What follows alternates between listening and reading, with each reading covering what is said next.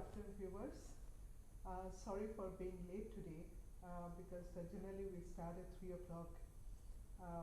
But today we're being late because our Dr. Dilip Sidhanpal is extremely busy doctor. And before coming here, he had finished 2 surgeries. Uh, so the late is because of that. And as I always say that this is our educational discussion with you so that we can keep our viewers updated that about our health and about the different versions of our health. So today we will be discussing about prostate, which most of us do not know that what is the management of prostate, why prostate is there in the health, etc., etc. So the topic we have chosen today is know your prostate. So if you have any queries, please send us live now and our doctor will address it now. Otherwise, you can send it offline. We will send the answer to you. Let me just introduce you to our doctor, Dr. Dilip Sidhanpal. Dr. Dilip Sidhanpal is a senior consultant urologist and been with Sagar Hospitals from the date of inception. It is not common to get a person who has been complete spectrum of changes in urology as time has passed. He has been trained in the era of open surgery and well versed with it. He has good mastery of endoscopic surgery and the latest technologies like lasers. He's been a pioneer transplant surgeon in the state of Karnataka and has received many accolades for the same. He is a recipient of the Rotary Club Gold Medal and Lions Club Gold Medal for the excellence in urology. Since he also has vast experience in uro-oncology and transplant. Enlarged prostate of the elderly being a common condition. Let us ask him few details about enlarged prostate and how to approach this problem. Good afternoon, doctor. Good afternoon, thank you for the invite. And it was so good to know that a few days back I was traveling all the way from Kolkata, and one gentleman happened to sit just next to me. And when I said that I am from Sagar Hospital, he mentioned you. He said that he brought his father to you and how happy he is and all this. So it seems that people come from across India to you. Yeah, we get a lot of patients from all over the country and of course outside the country also. So especially the complicated cases from outside the country do come. We have had patients from Tanzania, Nigeria. Obviously patients from US as well as UK come because a large percentage of our Indian population is residing there, and they feel that it's good to recommend their parents or their close relatives here. So since we being in the field since quite some time, so we do get a fair number of patients from all these countries. Doctor, to a medically layman person, if you can just tell us that what is prostate and what is the work of a prostate? What does it do? If I can explain to you, this is just a diagram of, it's a hemisection of the body, and I'll explain it since you asked the question about what is a prostate. Now, fortunately for mankind, it only exists in man. It doesn't trouble the ladies. So we are only interested in the problems of elderly males. So as you can see from this diagram, you have the external organ, the penis here, the bladder opened out here, and this is the prostate gland. The prostate gland is essentially at a younger age helps in the secretions of the prostate helps in the sperms to remain longer. So probably it's helpful for fertility.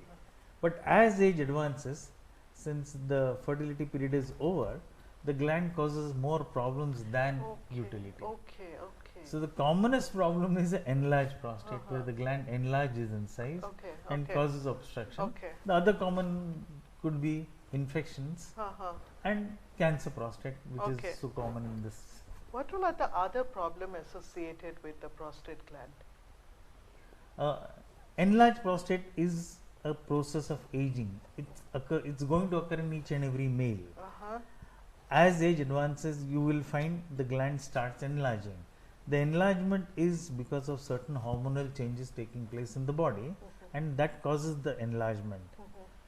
as can I keep it? Yeah, I'll keep it. When a child is born, he is born with a certain size which starts growing as per the body age.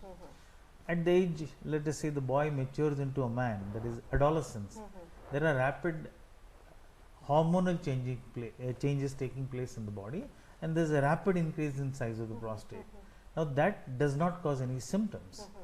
That goes on till the age by the time the patient completes its teens. After that 20-25 years, there is no further growth. It's a plateau. But after the age of 45, the gland enlarges in size. That is because senescence, that is the process of aging, sets in. A person doesn't become old, but it is the aging process that sets in, and that causes the enlargement. But most of the time, by and large, the symptoms don't come. These symptoms come after the age of 60 only. But you have to realize that the symptoms come very slowly. Many of the patients don't realize that they are suffering.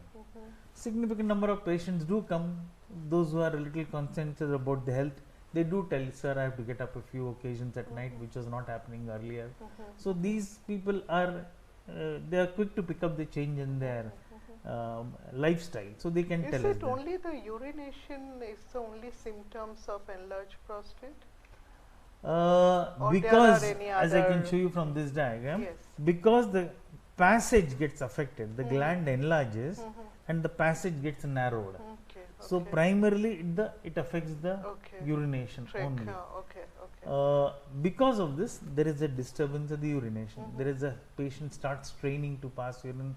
He goes a little frequently. He tends to get up at night. There is a frequency. And in late cases, they start getting back pressure changes. They could get infection. They could get mild kidney failure. These are all the problems associated with enlarged prostate if the symptoms are ignored. Okay. So, you know, what is the percentage generally comes to you that with the problem with enlarged prostate? Because you said that the enlarged prostate is a natural process, but then the problem occurs not to everyone. You're absolutely right. It's a very good question you asked, because what happens is every elderly gentleman, it's not necessary he is going to suffer from prostate. The gland would have enlarged. Not all patients will complain of symptoms. It's variable from person to person, maybe genetic factors. I've had patients who are 80 years old but absolutely no symptoms. There are patients who are just 62, 63 with significant symptoms. So it's very difficult to categorize, but in general I can say that patients have difficulty in passing urine after the age of 60, 65. Doctor, and the gland obviously enlarges, but when the symptoms come varies from person to person. I have one questions come in. How to know somebody is suffering from enlarged prostate? So we have a standard questionnaire. I can show you that also. We do that. It's a very standardized question. What we do. This is in Kannada, but since I'm speaking in English, this is what we ask them. When they come to us, we take their history. They will say they have difficulty in passing urine, but we have to take a detailed history. For example, we ask them, how often have you felt last 1 month that you have completely evacuated or not? How frequently you go? How many times you get up at night?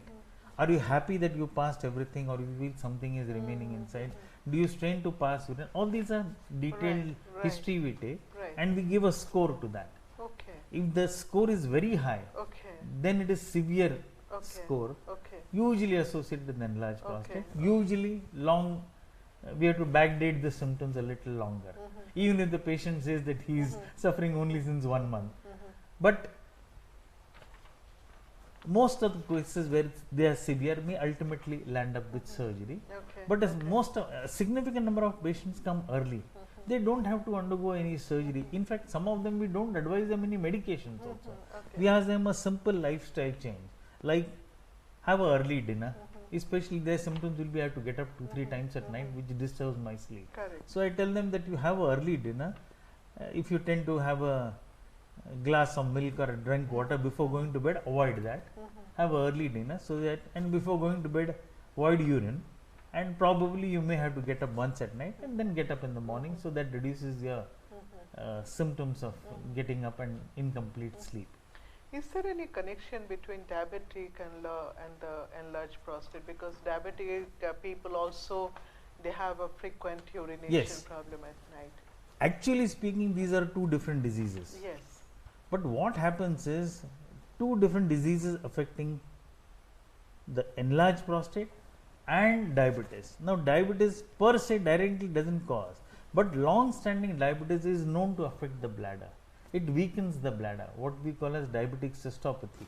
So, we always tell the patient control your diabetes very strictly, so that you don't suffer from these complications. But we tell them that you might develop problems of the prostate and you better take treatment earlier as compared to a person who is not diabetic. So, we tend to treat them a little earlier, and so that they don't suffer the complications of prostate. Right. So, sir, what do you do when you do the surgery of the enlarged prostate? So, before that, if I can, we have a 25 years back, if you had asked me this question, I would have said get operated. Yeah. We don't do that. Okay. If I get 100 patients of enlarged prostate, I may operate on only 10-12 patients. Majority of them I manage with lifestyle changes, and a large percentage we manage with medications. Okay. Now we have got wonderful medications. This is because of research. See, to know the body function, that is called the science of physiology. Right. But when we invent a new drug, we suddenly start understanding physiology better. So, pharmacology is the study of drugs. So, that drug teaches us the normal functions better. So, because this new drug came, we started understanding the physiology better. So, large percentage of our patients, we don't operate, we advise them take medications.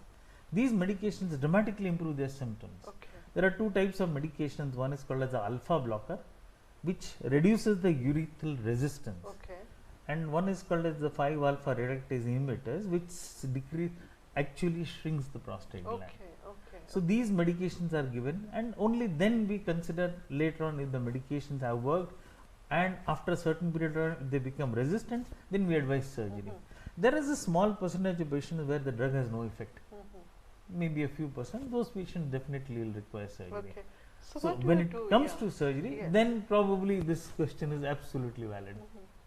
So what do you do, sir, in the surgery? Okay. Do you shrink it? Do you, it is removable or? You're right. There was a time, that is when I studied, when I did my undergraduation, there was only surgery was cut open the patient, open the layers, reach the prostate, shave, put instruments inside, remove the prostate, stop the bleeding, and then immediately put a catheter. Sometimes you have to put a tube from the top and from the bottom. It was fairly messy. The patient would have had to stay 2 to 3 weeks in the hospital, and associated complication. And obviously, since bleeding means you think of blood transfusion. Now that era is almost over. We hardly do open prostate surgeries.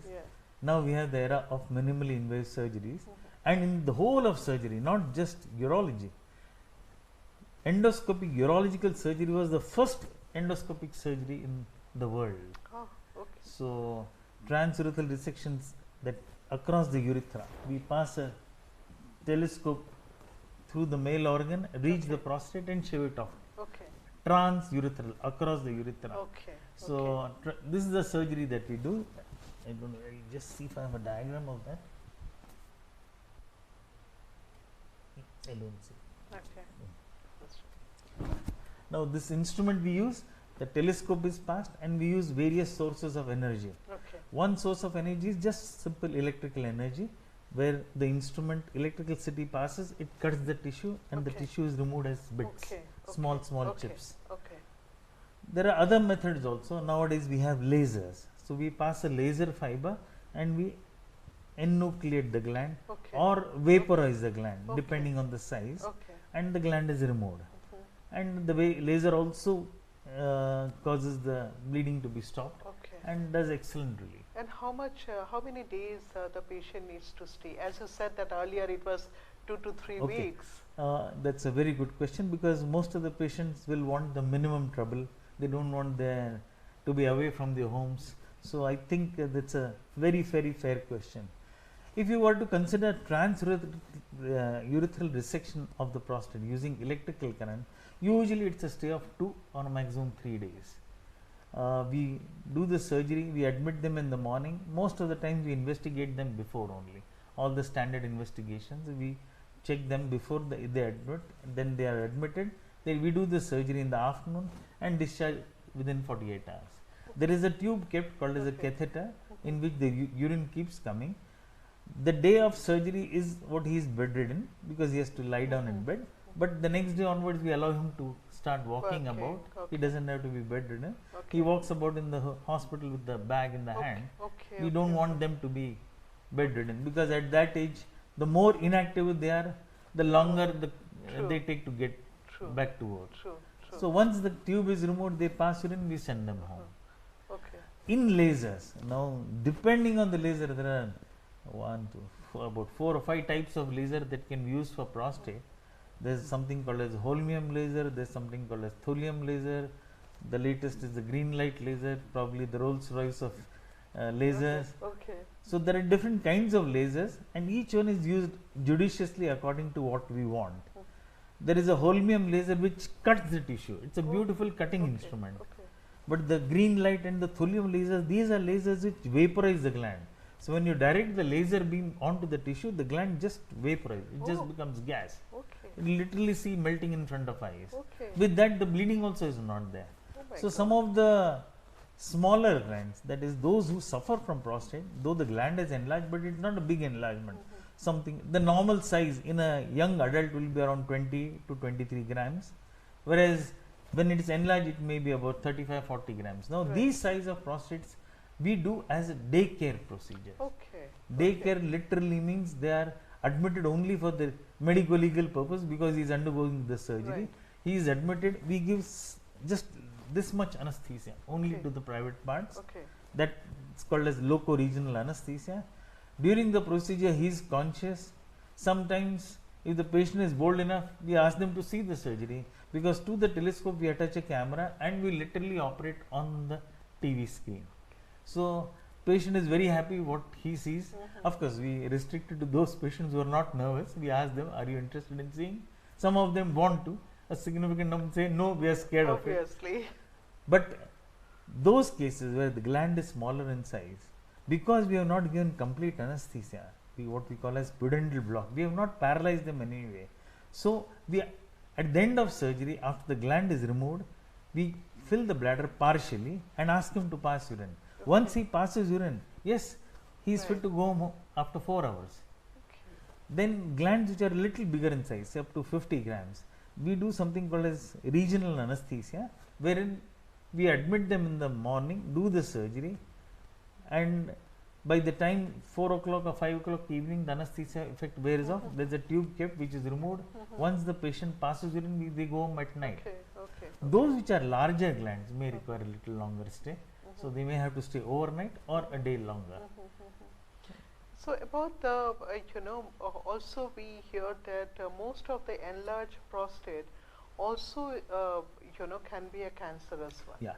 So, all this till now that we discussed, this is called as benign enlargement of prostate or medically termed as benign prostatic hyperplasia. That is benign, there is no cancer. It's just an enlargement of the gland. Like you have cataract in the eyes. Ultimately, you require surgery, you get surgery done. It's a process of aging. It can be cancerous also. A small percentage of patients do have cancerous change, they undergo cancer. That the treatment becomes a different ball game by itself. So, as you have said that for the enlarged prostate, pressure in urination is one of the primary reason, and or they come to you when it happens. How anybody will know that whether the enlarged prostate has become cancerous? So, what could be the symptoms for that? Unfortunately, cancer prostate occurs in the same age group as benign enlargement. So, there are no specific symptoms associated with cancer. Cancer prostate, that is early. Late cancer prostates can have, when the disease gone to the bone, they can get backache and so many other things. or they may lose weight. But early case of cancer prostate cannot be known with symptoms. In fact, the present day talk about cancer is cancers are to be picked up before they can be clinically detected. That is very early cancer. If they are clinically detected but no symptoms, means they have progressed a little. And if they come with symptoms, means they are advanced. It's become very difficult. So, advanced. So of course, there are methods of treatment, but who would like to suffer the advanced cancer problem? So it's always wise to get at an early age, start getting your checks done, medical checkups done for cancer prostate. So, can I say that when, at the age of 45, 46, when the prostate start enlarging, the patient can come and do the surgery to be on the safer side? No.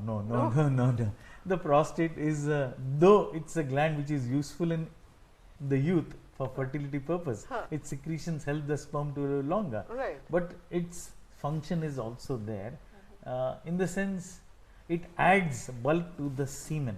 That is the when a person has relationship with the partner, the semen comes out. So the prostate secretions are useful for that purpose, and sexual health is a very important part. So you cannot have a situation where we operate them as a preventive measure. It's that's a big no-no. Oh, okay. It's only when they start developing complications that we advise them. How regular, the patient can come for a checkup? Now, for cancer prostate, we usually ask them that, do you have history of cancer in your family?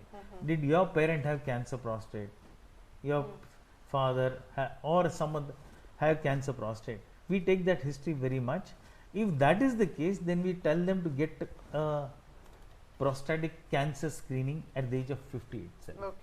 And we tell them if that is normal, then after 55 get regular checkups done. It's a simple blood test and a clinical examination and ultrasound. To be on the safer side. And it's a simple blood test, a simple ultrasound, and of course the doctor doing a clinical examination. So once in 6 months or once in a year? No, even that is not required. Once in a Initially, year? At least at a younger age, like 50, 52, get it done once in 2 years or 3 years. After 60, probably better to get it done once a year. I got a very interesting questions from one Mr. Shabir Ahmed K. He has written that my relative is 90 years old on catheter. Can he still undergo prostate surgery? Now, that's a very good question, Mr. Shabir. Frankly, what has happened is enlarged prostate comes in the elderly. The elderly also simultaneously suffers from other illnesses. He may suffer from diabetes, he may have bronchial asthma, he may have heart attack, he may have undergone bypass surgery, he may have had a pacemaker. So none of the patients we get are straightforward cases. They come with a host of illnesses. So we have to weigh the pros and cons of each and every case and then do the surgery. In all cases, patients we try to see that we avoid keeping the patient long term on a catheter. Short term catheter, yes, to avoid the discomfort, but we avoid keeping patients on catheter. So even if a patient is walking, doing his normal duties, he is on various medications like Clopidogrel. Clopidogrel is a drug that is used to make the blood thin. This probably the patient will have undergone either a angioplasty or a bypass, or he may have had a pacemaker. Now such patients can undergo surgery. There is no problem. At this age? Yes. As long as the patient can get up and go to the bathroom, we advise them surgery. Unless the cardiologist feels he is a very high risk. Even in high risk patients, we tell them that we can do a reasonably good job without, we take the calculated risk.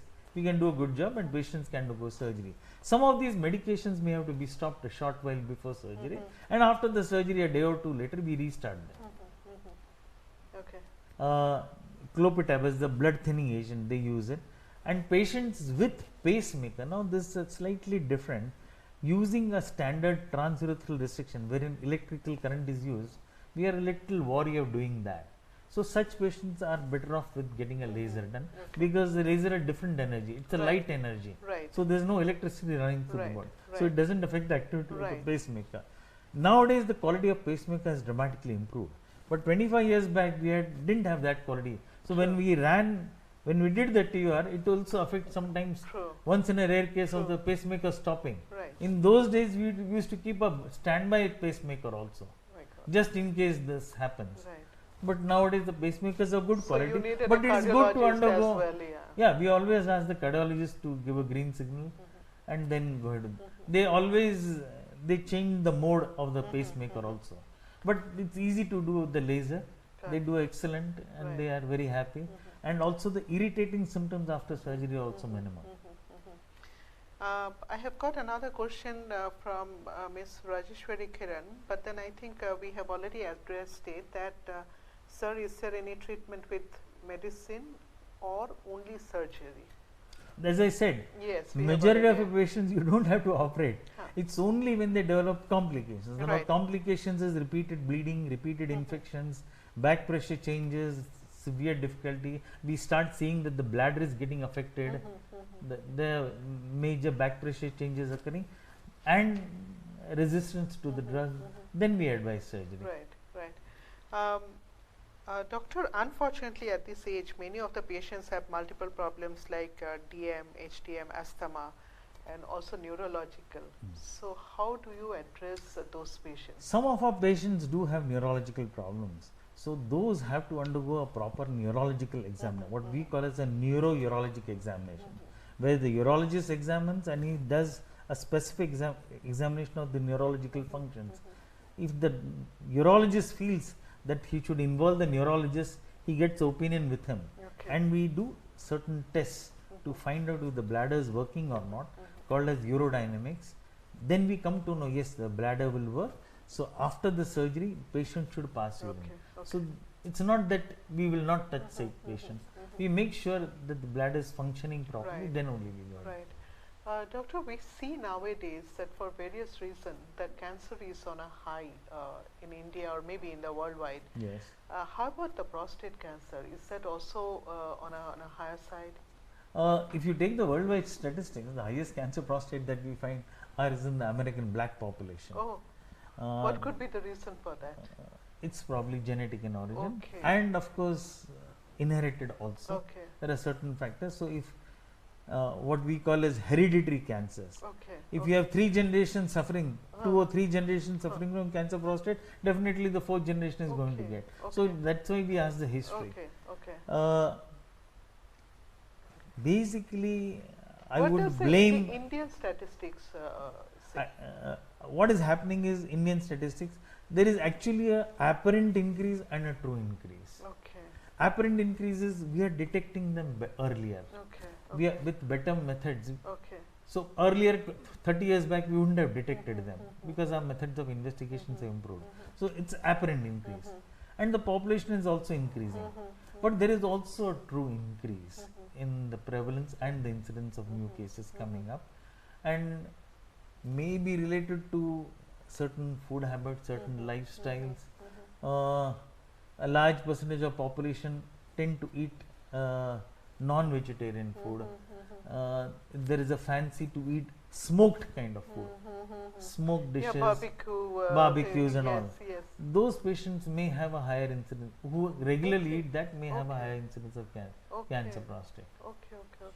Of course, those who has been a smoker for many years also is prone to cancer prostate, cancer bladder, cancer lung.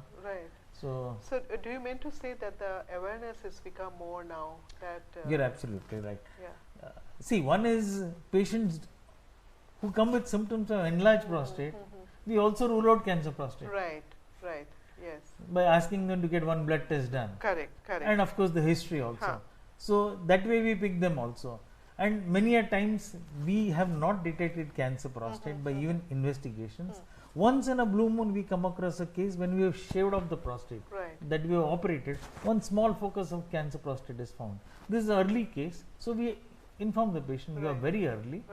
And not that I would ask anybody, nobody wants cancer, but cancer prostate is a disease which is a slow growing disease. Is it a curable? Yes, it's a slow growing disease, it's a curable disease. When I talk of cure, we are talking if you are destined to live 90 years or 100 years, with proper treatment, early cases can live definitely up to 1995 with proper treatment. Even then, it's a slow growing disease. If I detect it today, it's not that you are going to die tomorrow. With even if it is advanced, with proper medications, you can by anywhere from 5 to 10 years, even in advanced cases. Right. Okay. There are a lot of medications available, hormonal treatment, chemotherapy. Now newer hormonal treatments have come, and radiotherapy and other things. So definitely it will do wonderfully well. These okay, patients. as our time has already up, but then I tempted to ask you the last questions, that what is new on the horizon for enlarged prostate? 25 years back we started having medication. That's a great invention. We have various medications. There has been a metamorphosis in the type of, the earlier medications had a lot of side effects. Nowadays most of the medications don't have side effects. Okay. So that's one great thing that is happening. Now we have, we are becoming very, very specific. There is a patient who has enlarged prostate, but he wants to maintain his sexual proclivities. So we have medications for that. So different kinds of medications are there. So we can, and with a combination of 2-3 medications, we can give them a good lifestyle. What else is new is there are newer surgeries available which can be done as daycare. Transurethral microwave surgery therapy is there, transurethral needle ablation is there, prostatolift is there. It's not like scary earlier that open and all this, they can come. That era is gone, madam. Scary era is over. Yes. Even today, even standard treatment, there is no scariness. It's only that it involves shifting the patient to the OT. But some of the newer treatments, they are coming up in such a way that you can do as outpatient procedure. Oh. They come, wait in the consulting room. It's a semi-clean area. We put the instrument, and the instrument is passed, the ultrasound guidance. That's it, and we send them home an hour later. So these are newer things coming up. Fantastic. Thank you so much, doctor. Thank you, madam. It was indeed a pleasure having had a discourse with you. Thank you, viewers. And on 28th of this month, we are having a walkathon. This is again awareness program on our World Heart Day. This is happening at 6:30 in the morning. Please come and join, and check your cholesterol as well, and do walk with us and create awareness to the neighborhood. And it was pleasure talking to Dr. Dhanpal. We become enriched, knowledgeable that how to give a good health to the prostate. To have an appointment with Dr. Dilip C. Dhanpal, please call us up at 080-428888. And also please subscribe to our Facebook page, which is Sagar Hospitals India. Thank you so much. Thank you.